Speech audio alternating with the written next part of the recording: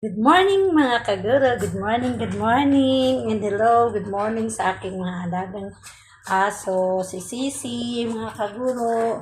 Ayan, si Wako po yung brown, at ito naman po yung panay akit sa paanan ko, si Dayday. Hello!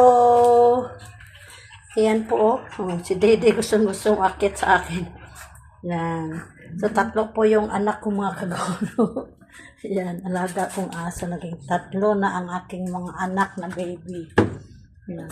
So, good morning po sa inyong lahat mga kaguro. And hello, kumusta po? At ito po yung ating maagang morning. Yan po yung ating sinampay. Hindi pa natutuyo dahil maulan po ang ating panahon. So, ayan po mga kaguro, madilim ang hangin. Po yung Ramil ba yun o Romero? Yan. So, madilim ang ating panahon at dito po sa ating lugar dahil yung may kawayan lawa po ay sakop na ng Bulacan. So, we are now in signal number 2. Signal number 2 pero salamat pa rin po Panginoon dahil ganito lamang po kahit signal number 2. Maulan-ulan ng konti at madalim. Basta lang po, wag lang pong malakas po. Thank you, Lord.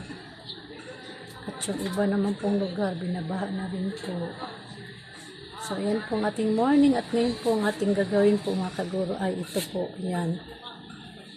Nalagyan ko na po kanina ng lupa. Ito po yung tinaniman ko dati ng alugbati mga kaguro. And ngayon po ay binubungkal ko po ito. Nabungkal ko na po mga kaguro. Dahil balak ko pong anuhan ng seed ng buto mga kaguro. Buto ng bell pepper po mga kaguro. Sili na bell pepper. Ito po. Dalawa po itong aking pinato yung buto. Ayan. Yan, buto po yan bell pepper mga kaguro. Kaya ko inano kasi napakalaki po talaga mga kaguro yung nabili ko. Kaya sabi ko, anuhan ko ng magpalahi ako. Kaya ito po, pinatuyo ko. Pero kaso lang po, sayang yung isa pa pong kasing dami nito. Dalawa po kasing ganito ang inano ko. Kaso nawala po. Pinatong ko lang doon para matuyo. Pero ito na po ang naiwan. Isa na lang. So kaya magbakasakali po tayo mga kaguro. Ano natin dito sa lupa. Sana po ay tumubo ito ng maganda at maraming tutubo, mabuhay po ito at makatanim tayo ng bell pepper po mga kaguro kasi mahal ngayon ang bell pepper.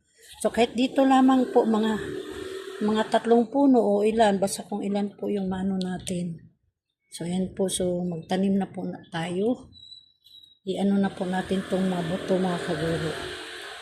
So tanggalin po muna natin dito sa So, ikakalat lang po natin ito mga kaguro. So, try natin kung ilang days tutubo na po siya. Sana po ay mabuhay po siya. At tumubo po dito. Tumubo po kayo. Bigyan niyo po ako ng bell pepper. Mga bunga niyo po. Ganyan. Takpan lang po natin ng kaunti. Huwag nating anuhan ng masyado kasi pag sobrang lalim naman po ay baka hindi na po tutubo.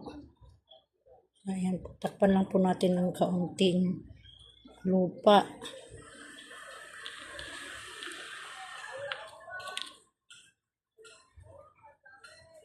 Ayan. Then, pagka po, diniligan natin ng tubig para at least makaano sila ng tubig. Takpan lang po natin yung nakikita pa pong buto. Ayan, para tumubo po siya mga kaguro. So, ayan po.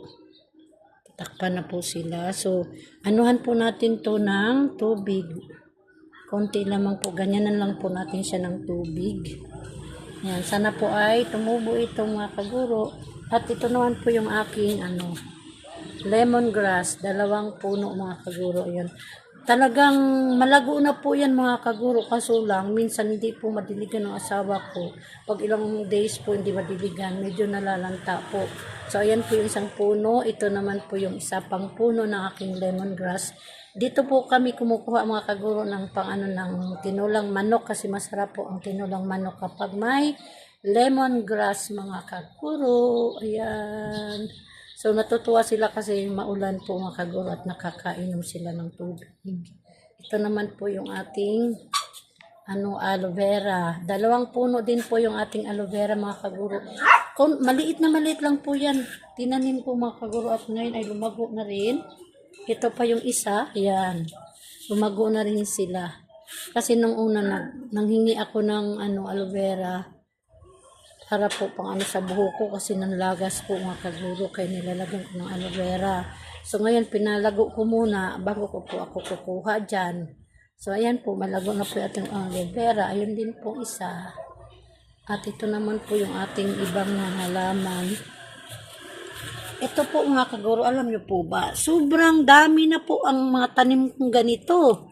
Yan, hindi ko alam kung anong pangalan nito mga kaguro. So ito po yung mga niya.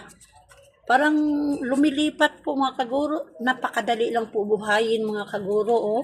O tingnan mo, dumadami. Kahit saang paso na po siya tumutubo. Ayan o. Mayroon pa po dito. Napakadami nito mga kaguro puno niya no. Ito din. Sobrang dami. Tumutubo lang po siya. Napakadami po mga kaguro tumutubo. Kung saan lang po siya. At ayan po makikita nyo. Andun na naman. Nandun din sus, napakadami kahit saan sa tumutubo mga kaguro. Hindi ko alam kung nililipad ba to ng hangin o ano.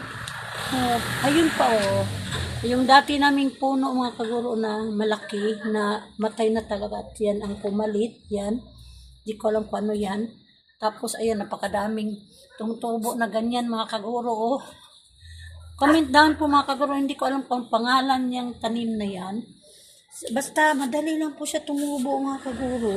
Saka kung saan siyang paso tumutubo. Kahit malayo po siya na itatanim mo. Pupunta siya sa iba't ibang iba't ibang paso. Tingnan nyo ayan. Ayan siya mga kaguro ito ang dami mga tumutubo yan mga kaguro. Tingnan mo nga to, nanggugulo tong nanggugulo tong si Dede Yan mo, gusto talaga umakyat sa akin mga kaguro. Ding-ding, ading-ading. Ito si Sisi. Ito naman awako. Ayan sila mga kaguro. Nagsipaganuhan sa hita ko. Ito pa mga kaguro. Tingnan nyo. Sobrang daming tumubo mga kaguro. Siguro malibu-libo na yan. Yan. Yung mga ganito niya, yan, ito mga kaguro, yan Pag nalalaglag yan, maging puno. Kaya, sobrang dami kasi sa bawat dahon ang daming nga ganito. Pag malaglag na siya dyan, tutubo mga kaguro, maging ganyan at pagkalaki niya, ganito na. Yan.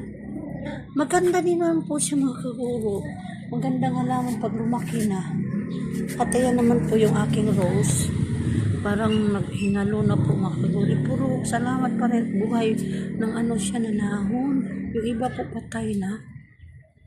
Yan, ito lang po yung isa na may mulaklak. Bigay po lang yan sa atin. Matagal na po yan. Pero buhay pa rin po. So, ayan po. Kunti na lamang po yung ating halaman. Ayan po. Saka ito pa siya. Ayan. Ating halaman. Meron tayong gabi dyan. Kala ko nga mamatay na po yan. Pero nabuhay po siya ulit. At saka may tumubong ibang parang gabi po. Ayan. Yan naman po yung ating may ating halaman. Hindi ko alam kung anong pangalan yan. So, ayan naman po. So, ayan nakapatong na po yung isa. Day. So, ngayon po, sa umagang ito ay Sunday. So, nagkapaglaba na po tayo kahapon. Ngayon po ay maglinis tayo. Kung anong magawa natin ngayon sa araw na ito. So, dito lang po sila mga kaguro. Yung aso namin. Dito sila sa taas. Itong si Day. At saka yung si Wako din ang si Wako. Si Wako mga kaguro. May tangay na tsinelas. Wako, akin yan. Tsinelas yan ni Mama. Akin nabigay ni Mama. Tapos tinangay ng tsinelas ko mga kaguro. Akin na bigay. Tsinelas yan ni Mama. Akong. Give. Thank you. Yan si akong mga kaguro. Wako po yung pangalan niya. Dito silang dalawa ni Dayday. Kasi hindi sila marunong bumaba doon sa baba. Si Sisi naman, akyat baba po yan kasi marunong na rin po bumaba at saka umakyat. Naiwan po pala yung isa kong tinilas na doon. Ayan, tinangay na naman po. Tinangay na naman po akin na. Wako, give mama. Give mama. Tinangay po yung ano natin mga kaguro. So, ayan po. Maraming salamat po. At pasensya na po, yan lang po yung ating vlog. Baba na po tayo. At mag-isip tayo kung anong magawa ngayon sa araw na ito, linggo. Madilim po dito mga kaguro kasi hindi kami nagpailaw. Kasi araw naman na at hindi na kailangan magpailaw. Asawa na nanood ng TV yan. At ayan po ang aking, ito po ngayon ang aking gagawin. Magtutupi po tayo mga kaguro. Ayan. So patuloy na madilim. Ayan pa po yung ating sinampay sa tabas. Madilim po ang panahon. Kaya antayin natin matuyo po yan mga kaguro. So ayan, sumunod na naman si Sisi. Oh. Kung saan ako pupunta mga kaguro, ayan sa sunod sa akin si Sisi. Ayan naman po yung aking pamangkin. Uwi na yan siya sa Bacolod, sa probinsya po namin. Galing po siya sa Nueva Ecija. So, yan po mga kaguro. Maraming salamat sa panonood. Thank you so much. Hanggang dito na lamang po ang aking vlog. Maikling vlog lamang po at least nakapag-vlog po tayo. God bless po and mag-ingat po tayong lahat. Bye-bye. Please, mga kaguro, please subscribe my channel, Geneva Laves. Subscribe mga kaguro and share and like po. Thank you so much. Bye-bye. And I love you.